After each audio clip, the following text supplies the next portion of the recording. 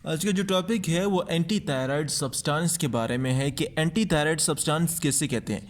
हर उस सब्सटेंस का नाम एंटी थायराइड सब्सटेंस है। हर उस सब्सटेंस का नाम एंटी थायराइड सब्सटेंस है जो क्या करे, थायराइड की सिक्रीशन, वो सब्सटेंस जो थायराइड ग्लैंड की सिक्रीशन डिक्रीज करे, उस सब्सटेंस का नाम एंटी थायराइड सब्सटेंस है।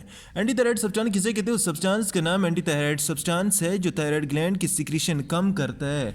लेकिन थायराइड ग्लैंड की सिक्रीशन किस तरह कम करता है?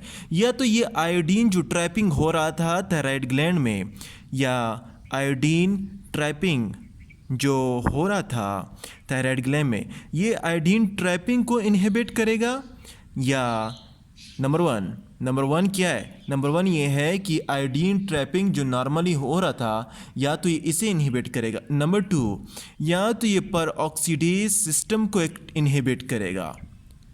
नंबर टू दूसरा ये है कि एंटी थायराइड सब्सटेंस पर ऑक्सीडेज सिस्टम को इनहिबिट करेगा, या तो हम आयोडीन कॉन्सेंट्रेशन इन ब्लड, जब आयोडीन कंसंट्रेशन हम ब्लड में इंक्रीज कर दें, किस में? आयोडीन कंसंट्रेशन जब हम ब्लड में इंक्रीज कर दें तो फिर थायराइड सिक्रीशन इनहिबिट हो जाती है। तो ये तीन रीजंस हैं जिनकी वजह से थायराइड हार्मोन्स या एंटी थायराइड सब्सटेंस एक्ट करते हैं। या तो ये आयोडीन ट्रैपिंग को इनहिबिट करेगा, जो आयोडीन सब्सटेंस या आयोडीन के मालिक्यूल जो मिल रहे थे उसको इनहिबिट करेगा, या पर ऑक्सीडेज सिस्टम को क्या करेगा? इनहिबिट करेगा। या अगर हम आगे चलें तो फिर साथ साथ आयोडीन कॉन्सेंट्रेशन जब ब्लड में इंक्रीज करे तो थायराइड सिक्रीशन इनके। आयोडीन ट्रैपिंग को कौन सा एंटी थायराइड सब्सटेंस इनहिबिट करता है? नंबर वन, उस सब्सटेंस का नाम जो आयोडीन ट्रैपिंग को इनहिबिट करता है उसका नाम है थायोसिएनेट।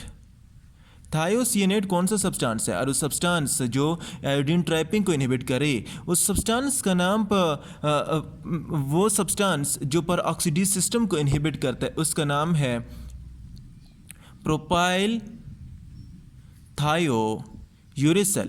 प्रोपाइल थायोयूरेसिल एक ऐसा सब्सटेंस है जो परऑक्सीडेज सिस्टम को इनहिबिट करता है। तो दो किस्म के सब्सटेंस हैं, एक आयोडीन ट्रैपिंग को इनहिबिट करता है और दूसरा परऑक्सीडेज सिस्टम को इनहिबिट करता है। परऑक्सीडेज सिस्टम को प्रोपाइल थायोयूरेसिल इनहिबिट करता है और थायोसिनेट हमारे पास आयोडीन ट्रैपिंग को इनहिबिट करता है। तो ये सिस्टम है, ये कुछ तरीके हैं जिसकी वजह से हमारे पास थायराइड की सिक्रीशन क्या हो जाती है? डिक्रीज हो जाती है। अभी दो कंडीशन है, एक कंडीशन का नाम जो थायराइड की सिक्रीशन या तो हाइपर हो जाती है, इस कंडीशन का नाम है हाइपरथायरॉयडिज्म। हाइपरथायरॉयडिज्म किसे कहते हैं? हाइपर नाम से ही जाहिर है, हाइपर मीन्स ज़्यादा। जब हाइपर हो जाए, ज़्यादा हो जाए, किस चीज़ के? थायराइड ग्लैंड की सिक्रीशन। जब थायराइड ग्लैंड की सिक्रीशन ज़्यादा हो जाए तो इस सिक्रीशन का नाम, इस कंडीशन का नाम हाइपरथायरॉयडिज्म है। जब थायराइड ग्लैंड की सिक्रीशन ज़्यादा हो जाए तो इस कंडीशन का नाम हाइपरथायरॉयडिज्म है, और जब इस थायराइड ग्लैंड की सिक्रीशन कम हो जाए तो इस कंडीशन का नाम हाइपोथायरॉयडिज्म है। हाइपोथायरॉयडिज्म किसे कहते हैं? नाम से जाहिर है, hypo means come and hyper means ज़्यादा। जब ज़्यादा हो जाए तो इसका नाम हाइपरथायरॉयडिज्म है, और जब कम हो जाए उसका नाम हाइपोथायरॉयडिज्म है। जब ज़्यादा होगा तो क्या क्या आ जाएंगे बॉडी में चेंजेस? हमारी बॉडी में कुछ चेंजेस अपीयर होंगी। नंबर फर्स्ट वन ये होगा कि एक्सट्रीम हीट प्रोडक्शन। हमारी बॉडी में हीट प्रोडक्शन बहुत ज़्यादा होगा। जितना ज़्यादा थायराइड का फंक्शन होगा उतना ही मेटाबॉलिज्म होगा, जितना मेटाबॉलिज्म होगा उतना हीट होगा, और जितना हीट होगा उतनी स्वेटिंग इंक्रीज होगी। तो extreme heat production, increase sweating, ज़्यादा हीट प्रोडक्शन, ज़्यादा मेटाबॉलिज्म की वजह से वेट लॉस होगा ज़्यादा, क्योंकि ब्रेक डाउन ज़्यादा हो रही है और वेट लॉस भी ज़्यादा। नंबर 4, इसके साथ साथ बंदा क्या हो जाएगा? साइकोटिक हो जाएगा। साइकोटिक मीन्स वो डिप्रेशन में चला जाएगा और उसका साथ साथ उसका ब्लड प्रेशर भी एबनॉर्मल होगा। ये कुछ कंडीशन ऐसी हैं जो जिसमें क्या होता है, जिसमें थायराइड ग्लैंड की सिक्रीशन बहुत ज़्यादा होती है, हाइपरथायराइडिज्म होता है, एक्सट्रीम हीट प्रोडक्शन, स्वेटिंग होती है, वेट लॉस होता है, साइकोटिक हो जाता है और ब्लड प्रेशर भी एबनॉर्मल हो जाता है। एक कंडीशन है, उस कंडीशन का नाम है, इसमें जो हाइपरथायराइडिज्म में होती है उसका नाम है एक्सोपिथेलमस। पेशेंट क्या होगा, एक्सोपिथेलमिया वाली बीमारी के साथ आएगा। इसमें क्या होता है, एक्सोपिथेलमिया एक ऐसी बीमारी है जिसमें प्रोट्रूजन ऑफ आईबॉल हो जाए, जिसमें हमारे पास आईबॉल बाहर की तरफ निकल आते हैं, और जब प्रोट्रूजन ऑफ आईबॉल हो जाए तो इसकी प्रोट्रूजन ऑफ आईबॉल या आई रेट्रो ऑर्बिटल कैविटी में एडिमेटस या फ्लूइड की एक्युमुलेशन हो जाती है।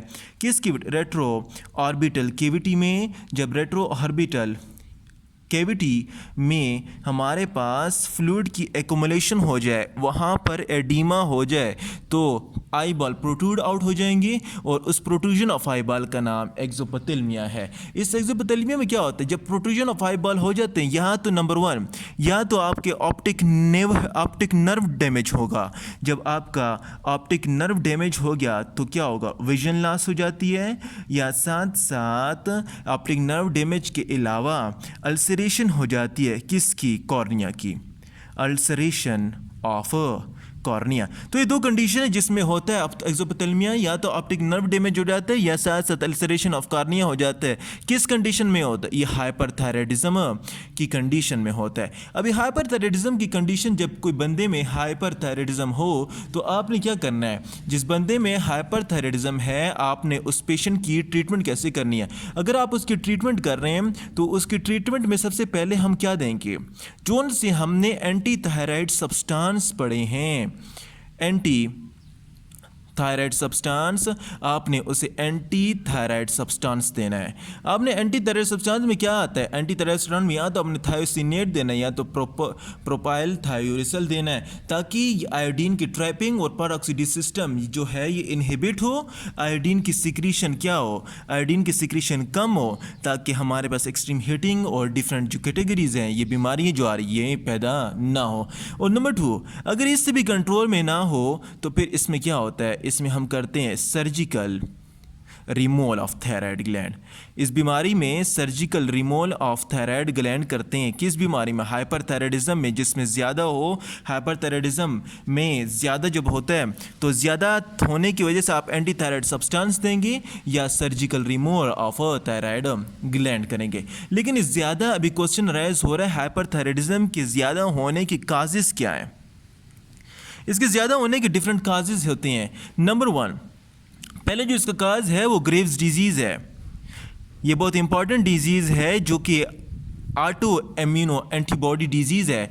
इस ग्रेव डिजीज़ में क्या होता है, इस ग्रेव डिजीज़ में कुछ यूँ होता है कि दिस डिजीज़ ऑटो एंटीबॉडी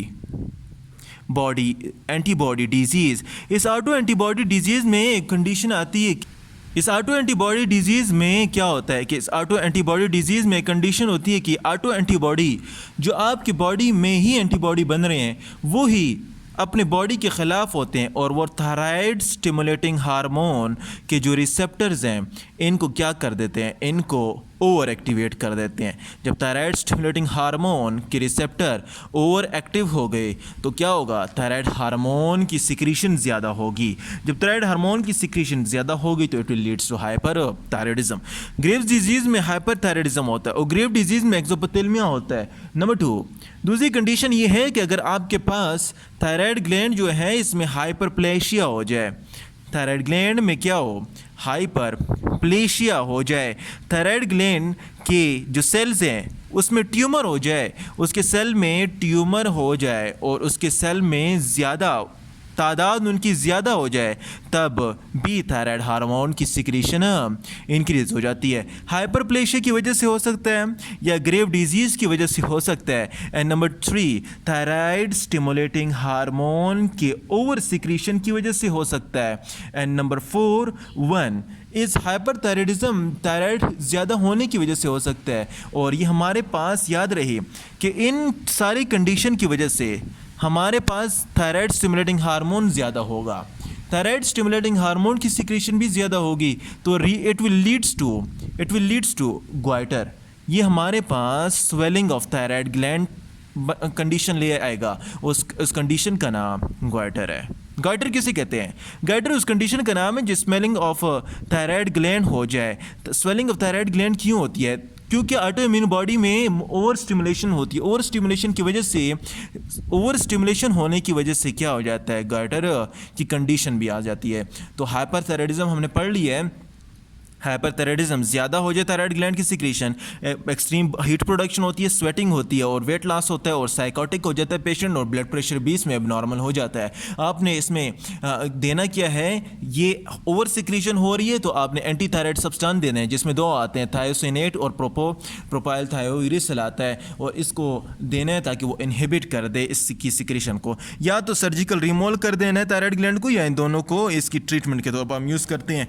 आगे बात करें काज की, तो पहला काज जो है वो ग्रेव्स डिजीज़ ऑटो इम्यूनोग्लोबुलिन जो है हमारे थायराइड स्टिमुलेटिंग हार्मोन के रिसेप्टर पर ओवर एक्टिव हो जाते हैं, और ओवर एक्टिव होने के साथ थायराइड हार्मोन की सिक्रीशन भी इंक्रीज हो जाती है, जिसकी वजह से हाइपरथायराइडिज्म होता है। हाइपरप्लेशिया ऑफ थायराइड ग्लैंड हो सकता है, तो उसकी वजह से थायराइड हार्मोन सिक्रीशन या थायराइड स्टिमुलेटिंग हार्मोन के ओवर सिक्रीशन की वजह से जिसमें गाइटर डेवलप होता है। अगली जो कंडीशन है वो हाइपोथायराइडिज्म से रिलेटेड है, यानी यहाँ पर इस कंडीशन में थायराइड ग्लैंड की सिक्रीशन ज़्यादा नहीं होती, इसमें थायराइड ग्लैंड की सिक्रीशन कम हो जाती है। इसका नाम हाइपोथायराइडिज्म में क्या क्या होता है? हाइपोथायराइडिज्म में ये होता है कि मैं बता चुका हूँ कि इसमें थायराइड ग्लैंड की सिक्रीशन कम हो जाती है। जब थायराइड ग्लैंड्स की सिक्रीशन कम हो जाए तो क्या होगा, हमारी बॉडी पर डिफरेंट इफेक्ट आते हैं थायराइड ग्लैंड की सिक्रीशन कम होने की वजह से। नंबर 1 पहला जो इफेक्ट ये है कि उसमें उधर वेट लॉस था, इधर वेट गेन होगा। क्यों वेट गेन होगा? क्योंकि थायराइड की सिक्रीशन कम है। थायराइड की सिक्रीशन कम होने की वजह से हमारे पास मेटाबॉलिज्म कम है, जिसकी वजह से वेट गेन हो। नंबर टू ये है कि पर्सन ज़्यादा से ज़्यादा सोएगा, जिससे हम क्या कहते हैं, सोमनोलेंस। वो 12 to 14 आवर स्लीप करेगा और उसकी स्लीप साइकिल जो है उसका ड्यूरेशन इंक्रीज़ हो जाएगा सोमनोलेंस में, और उसकी स्लीप साइकिल है। नंबर 3 वो पर्सन लेथार्जिक होगा, इनएक्टिव होगा। नंबर 4 वो पर्सन लेज़ी होगा, लेज़ीनेस उसमें आ जाएगी, और साथ साथ एंड नंबर 5 और क्या होता है, मेटाबॉलिज्म डिक्रीजेस। हमारी बॉडी का मेटाबॉलिज्म क्या होगा, कम हो जाएगा। जब मेटाबॉलिज्म कम होगा तो ये कौन सी कंडीशन है, हाइपोथायराइडिज्म है, जिसमें क्या होता है, वेट गेन होता है, सोमनोलेंस हो जाता है और लेथार्जिक हो जाएगा, और लेजीनेस और मेटाबॉलिज्म कम हो जाता है। हाइपोथायराइडिज्म, अगर बात करें हाइपोथायराइडिज्म की, हाइपोथायराइडिज्म में क्या होता है, थायराइड ग्लैंड कम सिक्रीशन होती है।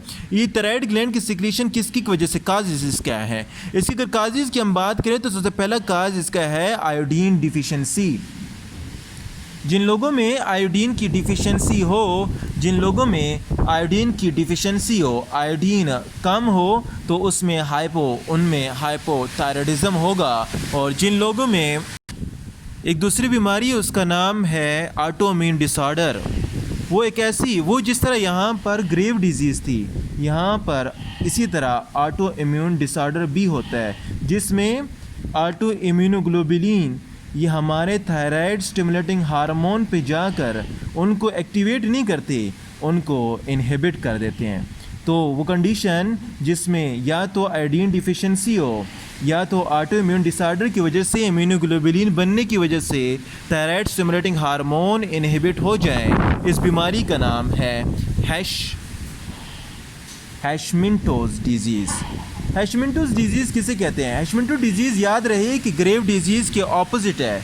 उसमें ओवर सिक्रेशन हो रही थी, यहाँ पर अंडर सिक्रेशन होती है। उसमें स्टिमुलेशन हो रही थी, यहाँ पर इनहिबिशन होती है, जिसकी वजह से हमारे पास लेस थायराइड ग्लैंड सिक्रेशन होती है। अभी लेस थायराइड ग्लैंड के सिक्रेशन करने की वजह से, सिक्रेशन होने की वजह से हमारे पास एक कंडीशन पैदा होती है जिसका नाम है क्रेटिनिज्म। अगर ये कंडीशन पैदा हो जाए, क्रेटिनिज्म की बीमारी, जिसमें थायराइड ग्लैंड की सिक्रेशन क्या होती है, कम हो, तो या तो ये बच्चों में कंजेनिटल होगी, बचपन से ही उनमें सिक्रेशन कम हो जाती है। तो बचपन से ही जिससे सिक्रेशन कम हो जाए उसका नाम कंजेनिटल क्रेटिनिज्म है। लेकिन अगर बचपन में ना हो, थायराइड आयोडीन की डिफिशिएंसी की वजह से, उनमें आयोडीन की कम होने की वजह से उनमें सिक्रेशन क्या हो जाए, कम हो जाए, तो उस कंडीशन का नाम कंजेनिटल नहीं है, उसका नाम है एंडेमिक क्रेटिनिज्म। देखें, हमारे पास आयोडीन की डिफिशिएंसी हो रही है, आयोडीन हमारे पास कम हो रहा है।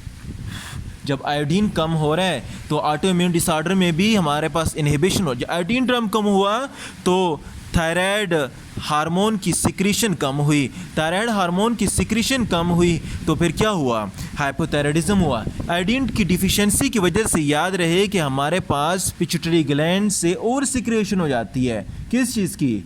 पिट्यूटरी ग्लैंड से थायराइड स्टिमुलेटिंग हार्मोन की ओवर सिक्रेशन हो जाती है। तो ये जब ओवर सिक्रीट होगा, इसके ओवर सिक्रेशन की वजह से ये ज़्यादा से ज़्यादा एक्टिवेट करेगा थायराइड ग्लैंड को। थायराइड ग्लैंड जब ज़्यादा से ज़्यादा एक्टिवेट होगा तो वहाँ पर हमारे पास एक गॉइटर प्रोड्यूस करेगा, उसका नाम है एंडेमिक गॉइटर। एंडेमिक गॉइटर किसे कहते हैं? एंडेमिक गॉइटर उस गॉइटर का नाम है जिसमें आयोडीन की डिफिशिएंसी की वजह से थायराइड स्टिमुलेटिंग हार्मोन की सिक्रीशन ओवर हो जाती है, और ओवर होने की वजह से थायराइड ग्लैंड की एक्टिवेशन ज़्यादा होती है। जब इसकी एक्टिवेशन ज़्यादा होती है तो यहाँ पर एक कंडीशन प्रोड्यूस करता है, उसका नाम है एंडेमिक गॉइटर। तो ये हमने क्या पढ़ा है? क्रेटिनिज्म पढ़ ली है, हमने इसके काजेस पढ़ ली हैं, इसके सिम्टम्स हमने पढ़ लिए हैं। इसके सिम्टम्स में याद रहे कि एक सिम्टम है, उसमें आपके पास पेशेंट एक बीमारी के साथ आएगा, उसका नाम है माइक्सेडीमा। माइक्सेडीमा किसे कहते हैं? माइक्सेडीमा एक कंडीशन है जिसमें हमारे पास क्या होता है, माइक्सेडीमा में ये होता है कि आपकी सारा स्किन, आपका सारा फेस क्या हो जाता है, स्वेल अप हो जाता है। आयोडीन की डिफिशिएंसी की वजह से स्किन और फेस सब कुछ डेवलप या स्वेल अप हो जाता है।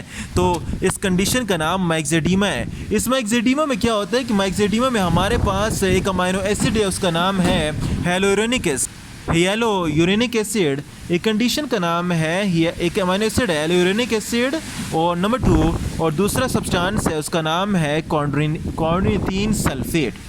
दो चीज़ें, कॉर्निथीन सल्फेट और यूरिक एसिड हमारे पास कहाँ हो जाते हैं, हमारे बॉडी में डिपॉजिट हो जाते हैं। तो इसलिए माइक्सेडीमा का जो माइक्सेडीमा में जो स्वेलिंग होती है वो नॉन पिटिंग टाइप होती है। नॉन पिटिंग टाइप स्वेलिंग किस में होती है? माइक्सेड। This is all about hypothyroidism, जिसमें सिम्टम्स, माइक्सेडीमा, काजेस और साथ साथ कुछ कंडीशन जिसमें एंडेमिक गॉइटर और क्रेटिनिज्म भी आते हैं।